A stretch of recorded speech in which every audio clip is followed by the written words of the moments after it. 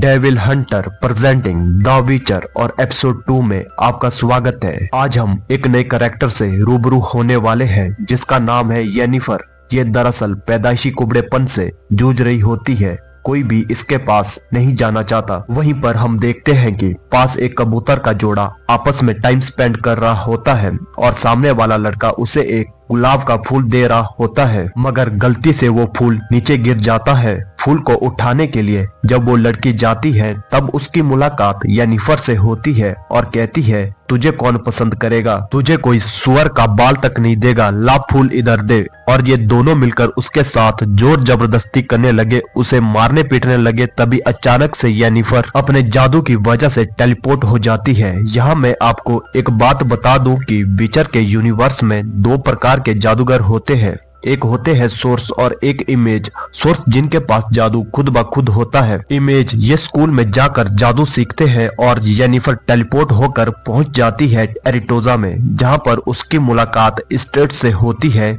एक तरह से एरिटोजा स्कूल भी नौसिखियों को जादू सिखाता है। यहाँ पर स्ट्रेट येनिफर से कहता है कि अगर टीसिया को पता चला कि तुम अपने पावर का यूज करके यहाँ तक आ चुकी हो तो वो तुम्हें ढूंढकर वापस से अपने एरिटोजा स्कूल में ला सकती है। येनिफर कहती है, मैं अपने घर कैसे लौटूं? तब स्ट्रेट एक पोर्टल ओपन करता है जिसके थ्रू येनिफर अपने घर लौट जाती है और अगले दिन टीसिया येनिफर के घर आ जाती है। इस वक्त येनिफर और येनिफर के पिता सूरों को खाना खिला रहे होते हैं। तभी वहाँ पर टीसिया येनिफर के पिता से पूछती है, सुअर कितने का है? वो कहता है 10 मार्क। टीसिया पूछती है, वो दूसरा बीस्ट उसका कितना प्राइस है? यहाँ पर दोस्तों येनिफर की बात हो रही होती है। उसके पिता कहता है कि इसे मैं 6 मार्क में दे दूंगा। दरअसल येनिफर के पिता को येनिफर बिल्कुल भी पसंद नहीं है। तभी येनिफर की माँ आकर कहती है, तुम्हारी बेटी है, कोई सुअर नहीं, तुम इसे जानवर के भाव क्यों बेच रहे हो? वहाँ टीसिया कहती है, मैं 6 की जगह 4 मार्क दूंगी और येनिफर का पिता इस डील को फाइनल कर देता है। पर सीन शिफ्ट होता है येनिफर के ऊपर एरिटोजा में। इस वक्त येनिफर खुद को अकेला पाती है।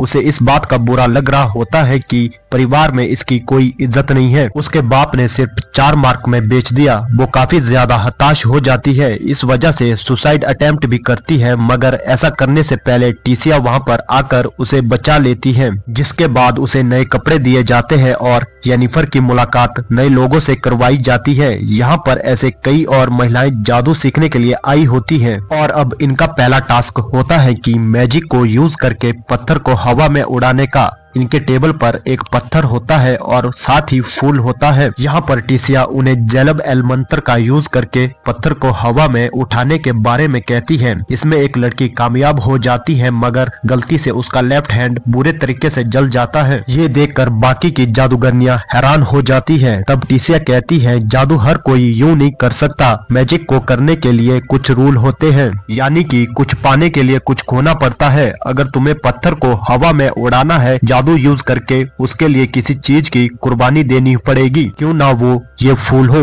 अगर मैं इस फूल को उठाकर कहती हूँ जेलब एल, देखो ये हवा में उड़ने लगता है। ऐसा करके बाकी सभी जादूगरनियां ट्राई करती हैं और कुछ तो कामयाब भी हो जाती है। इस टास्क के बाद एक नया टास्क होता है जहाँ पर उनको एक ऐसी गुफा में लेकर लाया जाता है जिसका ऊपरी हिस्सा खाली होता है, यानी ऊपर एक टॉप सर्कल का होल होता है और वहाँ से बिजली नीचे गिर रही होती है। इनका मेन टास्क ये होता है कि आसमान से गिरती बिजली को एक बोतल में कैद करना है, मगर ऐसा करने में कुछ जादूगरनियां फेल हो जाती हैं, जिसके बाद में बारी आती है येनिफर की। अब हालांकि वो ऐसा करना तो चाहती थी, मगर वो यहाँ पर रुकना भी नहीं चाहती थी, इसीलिए वो ऊपर से गिरती बिजली को खुद के अंदर डालती है और उल्टा बिजली का यूज कर देती है टीसिया को मारने के लिए। मगर टीसिया खुद को होल्ड बैक कर लेती है और समझाती है कि अगर तुम्हें जादू को ठीक तरीके से करना है तो अपनी इमोशन को ठीक तरीके से यूज करना सीखो। एक बार अगर इमोशन पर कंट्रोल आ गया तो मैजिक भी आ जाएगा।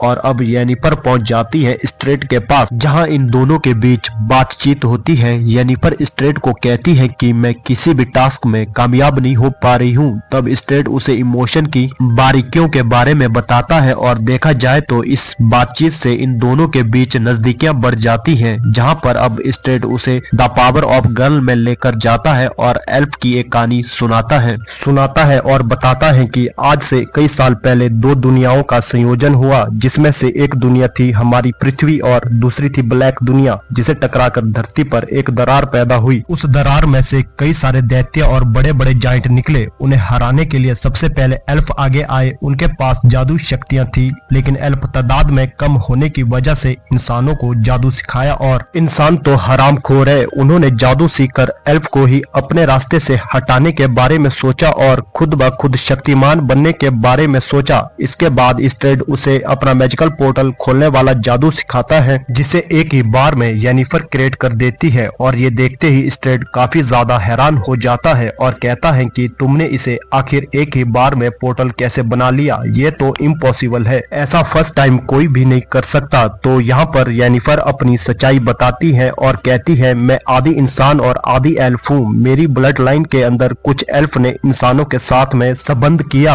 जिसकी वजह से आज काफी सालों बाद मैं जब पैदा हुई तो मेरे शरीर के अंदर विकृति आ गई। जिसके बाद सीन शिफ्ट होता है टीसिया पर, जो एक पत्थर पर खड़ी होती है, जिसके चारों साइड पानी होता है और पानी के बीच में खड़ी होती है वो चार जादूगरनियां जो टास्क में फेल हुई होती है। तब टीसिया उन सभी को इल बना देती है। तब तक येनिफर भी आ चुकी होती है। वो पूछती है कि आखिर आपने ऐसा क्यों किया, तो टीसिया बताती है कि मैंने सिर्फ इनके शरीर से इनका कंट्रोल छीन लिया है। इनके पास इस वक्त इनकी पावर है। तुम बस इन इल को पॉन्ट में धकेल दो ताकि ये यहाँ रहकर एरिटूजा की शक्तियों को बढ़ाए। अब इनकी जिंदगी का सिर्फ और सिर्फ एक ही मकसद है, एरिटूजा की शक्तियों को बढ़ाना। मैंने इन पर काफी ट्राई किया, इन्हें काफी समझाया, मगर ये सभी उस काबिल नहीं जो एक अच्छी जादूगरनी बन जाए। जिसे सुनकर येनिफर बाकी अपने साथियों को पॉन्ट में धकेल देती है। सीन शिफ्ट होता है रिविया के गैरोल्ट पर, जो इस वक्त एक बार में आया होता है। तभी वहाँ पर एक शख्स आता है और उसे कहता है कि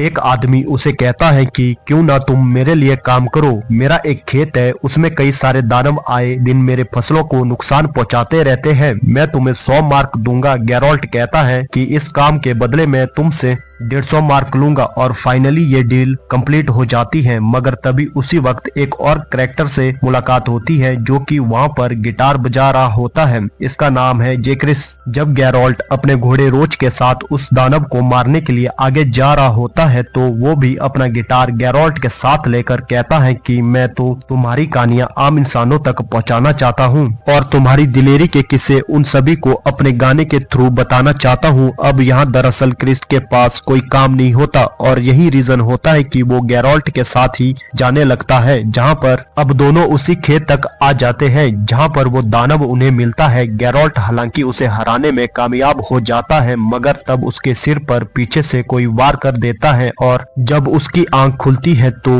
वो अपने सामने दो एल्फ को पाता है। यहाँ पर दोनों एल्फ इन दोनों को मारने के बारे में सोचते हैं, तो गैरोल्ट कहता है कि मैं एक विचर हूँ और ये नॉर्मल इंसान है जिसने तुम्हारा कुछ नहीं बिगाड़ा, और तुम हमें मारना क्यों चाहते हो? क्या हमें मारकर इंसान और तुम्हारे एल्फ के बीच एक और जंग शुरू करना चाहते हो? अच्छा, तो ये होगा कि इस जगह को छोड़कर तुम लोग किसी और जगह पर जाकर बस जाओ जहाँ पर इंसान तुम्हारी पहुँच से दूर हो। इसे सुनकर एल्फ का राजा काफी लंबा लेक्चर देता है और फिर बताता है कि किस तरीके से इंसान हमारा खात्मा करना चाहते हैं।